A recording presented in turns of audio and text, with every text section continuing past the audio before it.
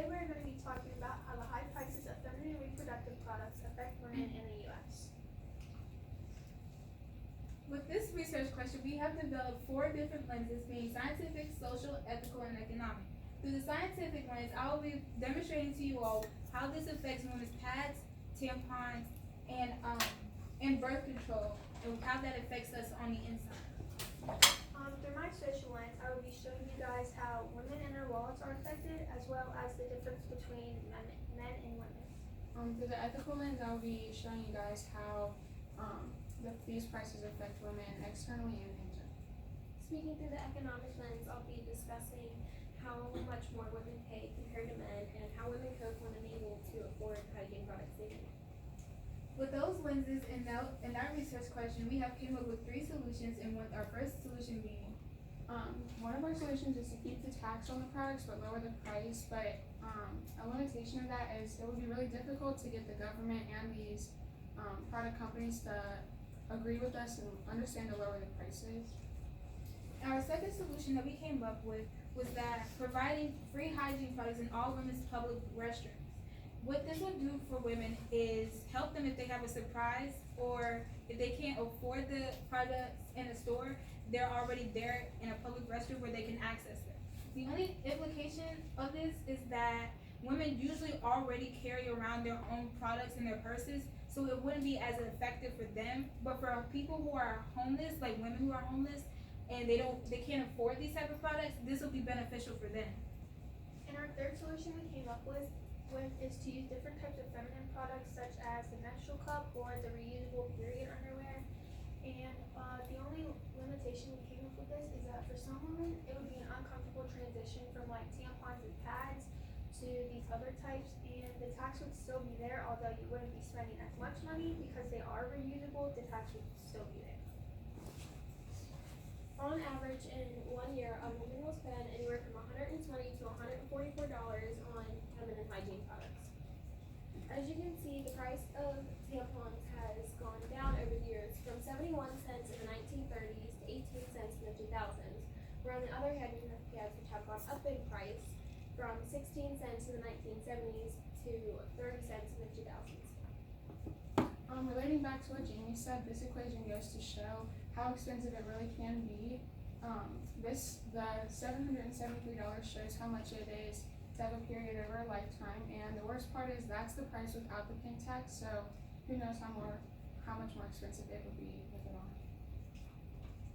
In a study by Linda Carroll, a writer for Ritter's Health, she found out that 64% of women struggle buying food and tampons yearly, and 21% of women struggle buying both monthly. So more than half the population of women struggle buying these products along with food yearly, and almost half the population struggle buying both monthly. And this wouldn't be a problem if we axed the pink tax and lowered prices. In the same study by Linda Carroll, a survey was given to low-income women in the U.S. It was found that nearly 2/3 of women couldn't afford menstrual hygiene products during the previous year. In a separate study, women were asked what they do when unable to afford menstrual hygiene products. Some admitted to stealing from emergency rooms at the hospital, and others admitted to stealing from the store. And a third common answer was that they used homemade solutions. Homemade solutions is an option because of period poverty. It affects 1 in 10 women and girls ages 14 to 21. This is when you can't afford menstrual hygiene products and have to use homemade solutions such as newspaper, plastic bags, makeup pads, and anything else shit on this food. And this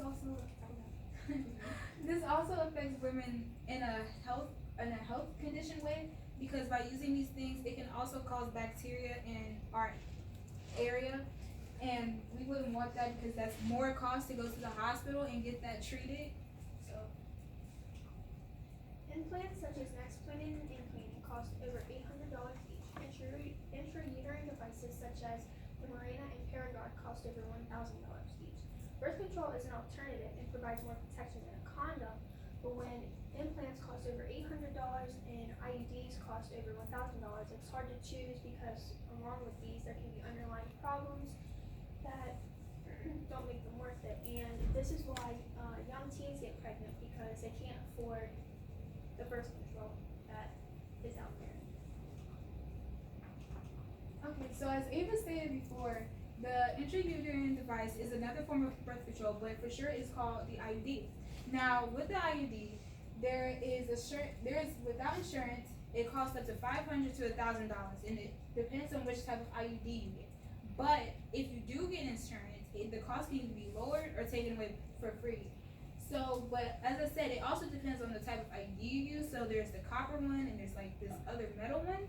And with the copper is the most frequently used because it doesn't use the same hormones that the other birth control and the other IUD uses. Simple fact, because the hormones cost much more. So by using that in the IUD, you're going to be paying more. So most women just use the copper IUD because it's cheaper. But like as Ava said, most women can't afford these things because of the price of it. So they're easily ended up pregnant. 5 states out of 50 states tax women on tampons, and Ohio taxes them along with our 6.5% rate.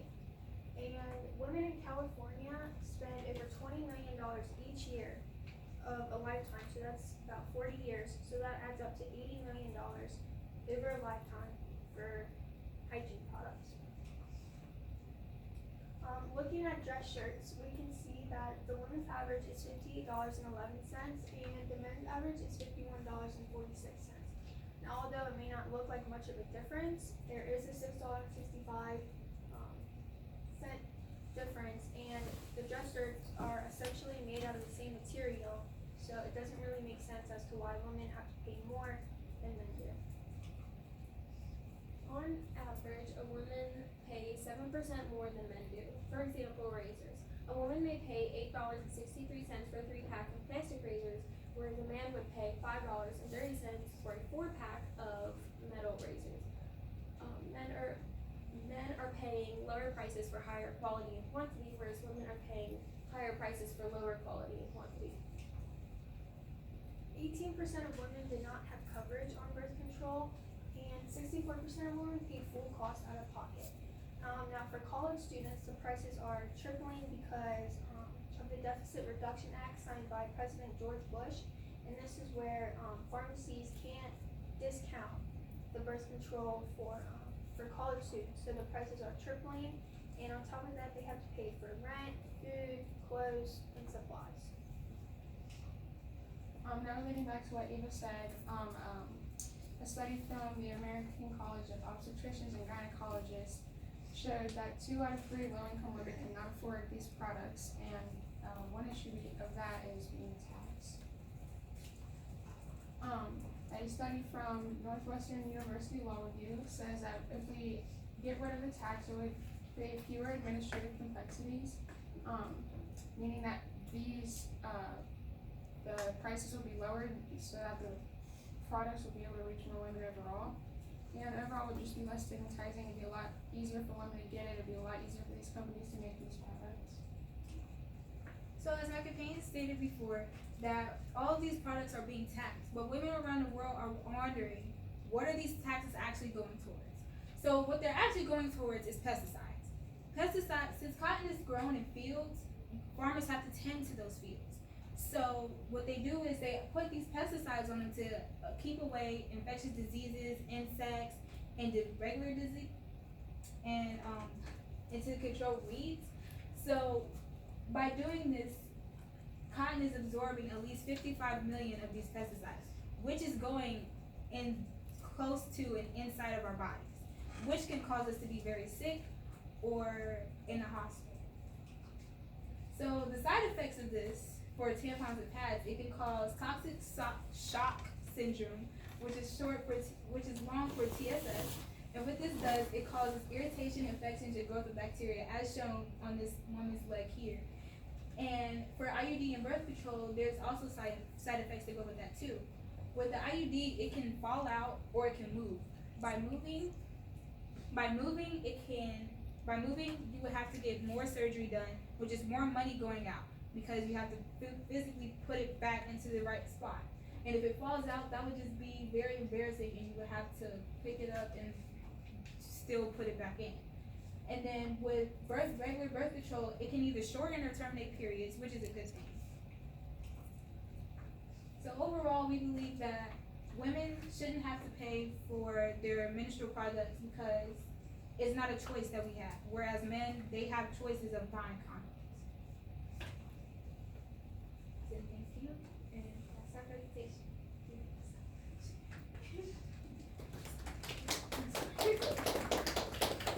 Okay, a few questions for you guys. I'm going to start with you, Ava.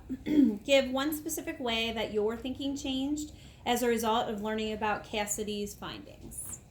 Well, after Cassidy found out that how much women pay, I kind of dug a little bit deeper to see the differences between men and women. And when I found that out, I kind of compared it to Cassidy's, and I think we both kind of agreed that it was something that we should put in there because we have the ethical lens, social, and Jamie's lens, economic. So we just all agreed that it would be good to put the extra information in there. Okay, thank you. Diana, you're next. What is an example of a compelling argument from one of your peers' individual reports that you decided to exclude from your team presentation, and why?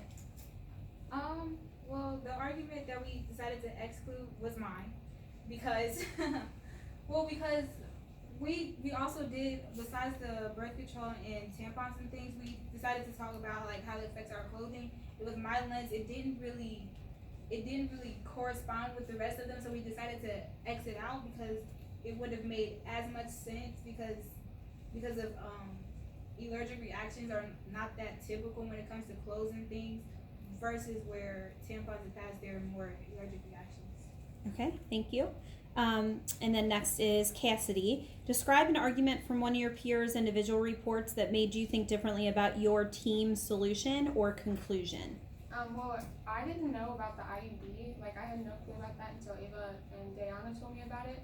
So, we had multiple different solutions, and one of them was to, like, just with the birth controls, find different birth control things. So, with the IUD is basically like what we stuck to instead of trying different birth controls. So, like, yeah. Okay, so was that, so you said, So we excluded the other birth controls. We just stuck on the IUD thing. Because I researched a lot about different birth controls. Okay. So we excluded that and kept the IUD. Okay, got you. Okay, and then finally, Jamie, having finished your project, what, if anything, do you consider to be a gap in your team's research that, if addressed, would make you feel more confident about your solution? So I would have to say that a gap would be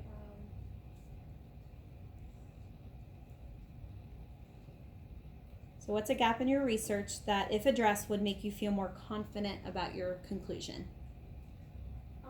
I think that our one solution was that you could use alternate options, and I think that if we had maybe talked a bit more about those alternate options throughout the slide, that in the end it would have come together a bit better. Okay, thank you.